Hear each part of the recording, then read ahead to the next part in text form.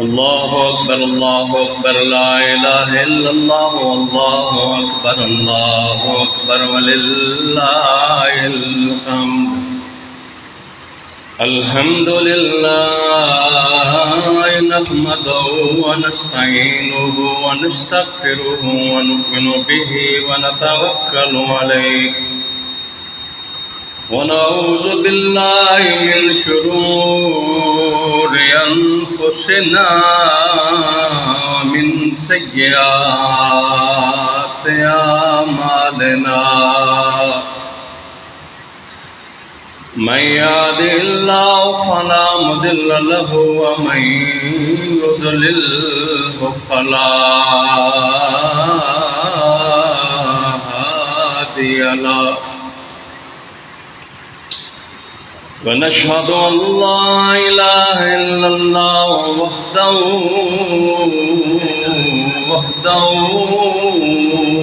ला शरीक लहु। व नशहदु अन्न मुहम्मदन अब्दुहु व रसूलुहु। अम्मा बाद फ़अऊज़ु बिल्लाहि मिनश शैतानिर रजीम। बिस्मिल्लाहिर रहमानिर रहीम। फसल्लि लिरब्बिका वन्हर। सदक़ल्लाहु मौलानल अज़ीम। इन्नल्लाह व मलाइकतहु युसल्लूना अलन नबी या अय्युहल्लज़ीना आमनू सल्लु अलैहि व सल्लिमू तस्लीमा। अल्लाहुम्मा सल्लि अला मुहम्मदिन व अला आलि मुहम्मदिन कमा सल्लैता अला इब्राहीम व अला आलि इब्राहीम इन्नका हमीदुम मजीद। अल्लाहुम्मा बारिक अला मुहम्मदिन व अला आलि मुहम्मदिन कमा बारकता अला इब्राहीम व अला आलि इब्राहीम इन्नका हमीदुम मजीद। पढ़िए सल्लल्लाहु अलैका या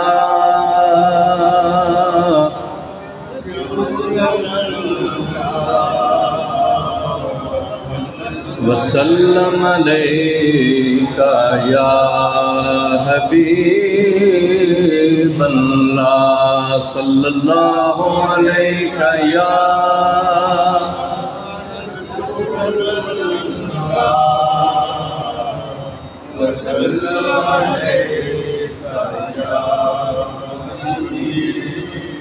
मोहब्बत नाल पढ़ो सल्लल्लाहु अलैका या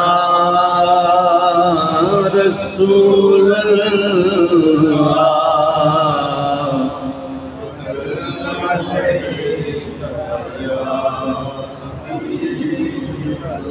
बाद हम्द सलात जमी हाज़रीन व सामीन गिरामी कादर, अस्सलामु अलैकुम व रहमतुल्लाहि व बरकातुहू व मग़फ़िरतुहू। अल्लाह ताला आज के इस बड़े दिन के सदक़े हम सब के ज़ाहिर बातिन के सगायर कबायर के गुनाहों को, कोताहियों को, ख़ताओं को मुआफ़ फरमाए। हज़रात गिरामी कादर, अल्लाह के रसूल सल्लल्लाहु अलैहि वसल्लम ने दीन इस्लाम के मानने वालों को साल में दो किस्म के मजहबी त्यौहार खुशी के दिन अदा फरमाए हैं। दोनों की अदायगी बड़े दो रुकनों की तकमील के बाद होती है। ईद अल फ़ितर माह रमज़ान मुबारक के रोज़ों की तकमील के बाद मनाई जाती है और बड़ी ईद ज़िलहिज्जा के 10वें दिन आज जैसी इबादत के इख्तिताम पे हज़रत इब्राहीम अलैहिस्सलाम और सैयदना इस्माईल अलैहिस्सलाम की कुर्बानी की याद ताज़ा करके मनाई जाती है।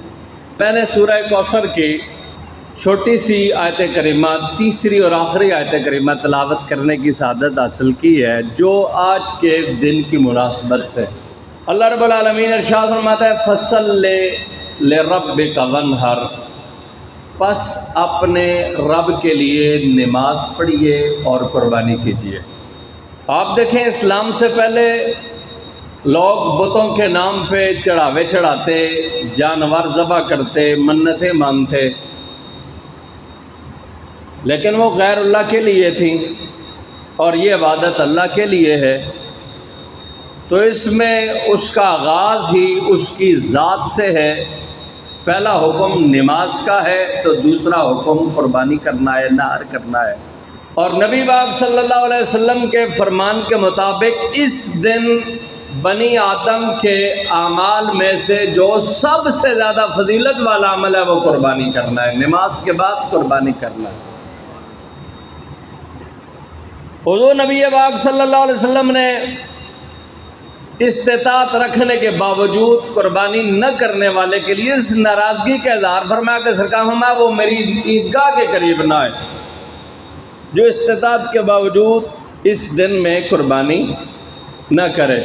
और ये कुर्बानी ऐसी इबादत है, इसके लिए साल गुजरना या महीने गुजरने से कोई शर्त नहीं है।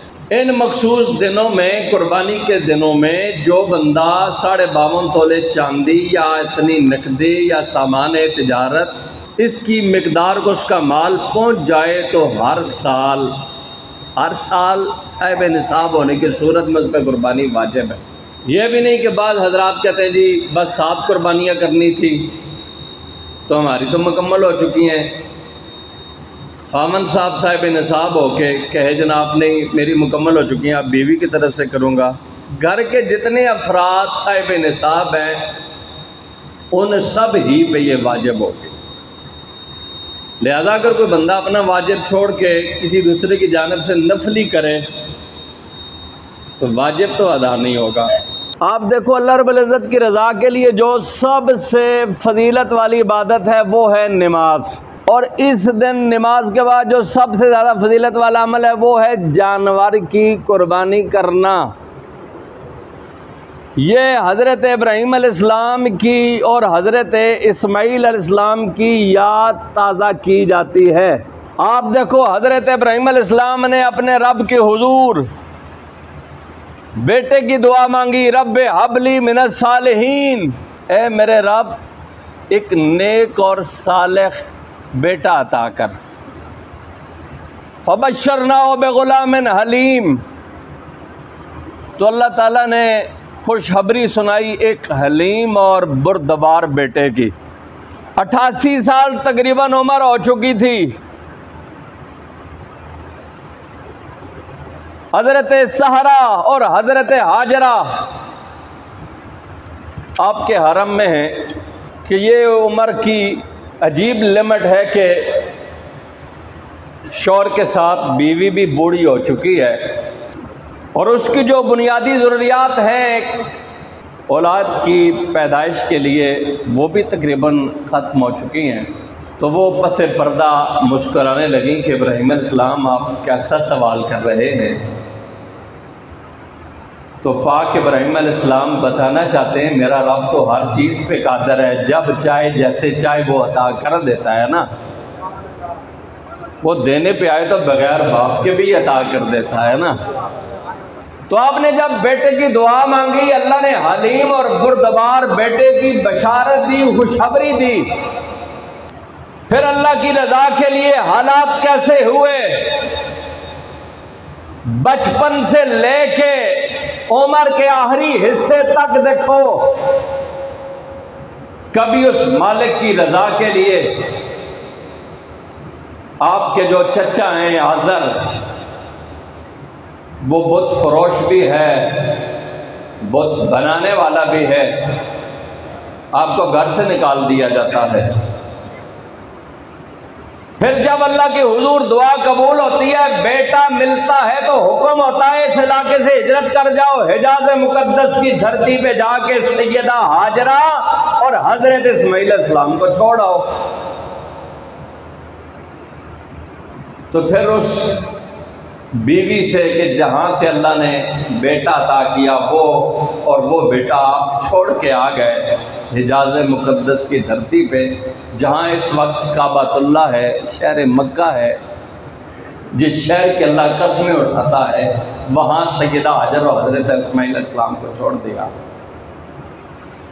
फिर जब आपकी उम्र दौड़ने की हुई, और आप देखें एक वालिद के लिए वो कितने कीमती लम्हात होते हैं जब उसका बेटा बात करना शुरू करता है।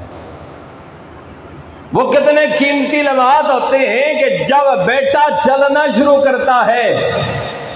कितने लम्हात होते हैं जब बेटा भागना शुरू करता है। और हमारे माशरे में तो बच्चे जब चलने लगते हैं तो पुराने ज़माने में स्वीट या मिठाइयाँ नहीं थी तो मीठी रोटियाँ बना के लोग बांटा करते थे कि बच्चे चल गए हैं।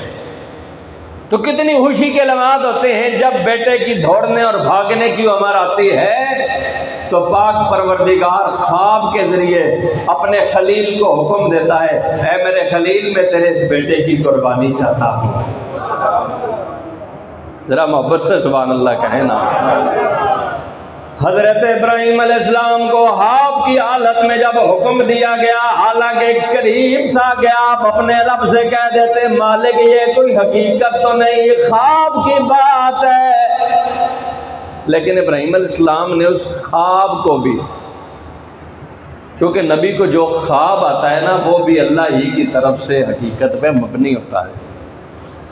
तो हज़रत इब्राहीम अलैहिस्सलाम ने अपने रब का वो हुक्म पूरा करने के लिए सैयदा हाजरा से फरमाया आज बेटे को तैयार करो, किसी मेहमान के यहाँ दावत पे जाना है।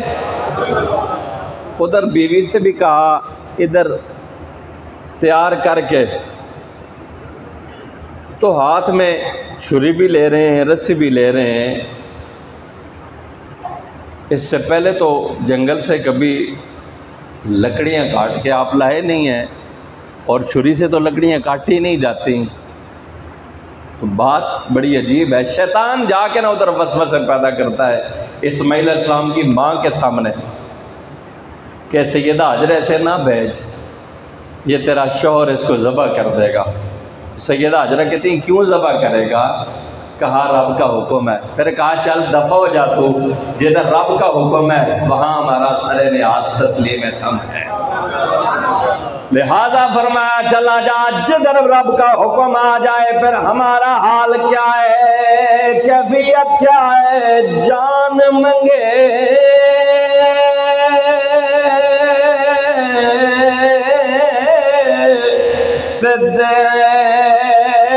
देर न करी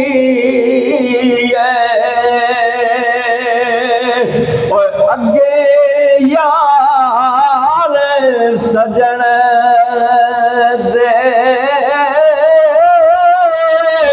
आशिक थे शहीद मोहम्मद नहीं मोहताज कफन दे। तो देखा हज़रत इब्राहीम अलैहिस्सलाम की ज़ौजा ने भी ओके कर दिया कि जिधर रब की रज़ा है उधर जबीन न्याज खम है। तो हज़रत इब्राहीम अलैहिस्सलाम के बाद जाके कहने लगा इब्राहीम भला से भी कभी हुआ है कि किसी ने दुआएं मांग मांगे रब से बेटा मांगा और फिर अपने ही हाथों से उसे ज़बा कर दे। तो हज़रत इब्राहीम अलैहिस्सलाम भी उसे 3 मकामों पे पत्थर मारते रहे, पत्थर मारते रहे। आज हाजियों के एक रुकन को देखो, मनासक हज को देखो तो हर कोई जो जो रुकन अदा कर रहा है किस लिए कर रहा है कि मैं फर्ज मुहब्बत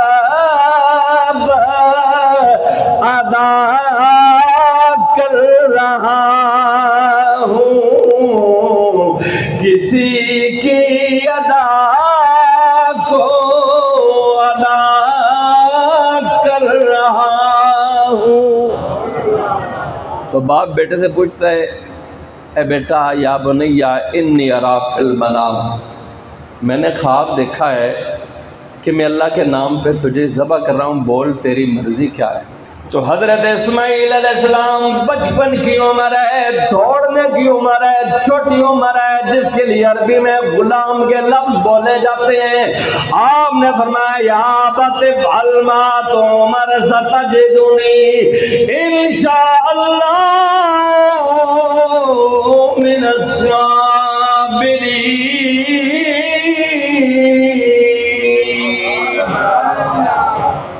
बाबा जी आप हुक्म पूरा करो, अगर अल्लाह ने चाहा तो आप अपने बेटे को सब्र करने वाला पाओगे। तो अल्लाह ने इनाम क्या दिया? अल्लाह ने फरमाया इब्राहिम तूने अपना ख्वाब सच कर दिखाया। अल्लाह ने जिब्रील से फरमाया जन्नत से मींढा ले जा, इस्माइल को हटा दे, मुझे इब्राहिम की अदा पसंद आ गई। तो आज वो याद ताज़ा की जाती है हज़रत इब्राहिम अलैहिस्सलाम की, जिसके एक एक बाल के बदले अल्लाह ने हमारे लिए नेकी रखी है। मैं इसी पे इक्तिफ़ा करता हूँ। अल्लाह ताला हमारी आज की इस हाज़री को अपनी बारगाह में कबूल मंजूर फरमाए।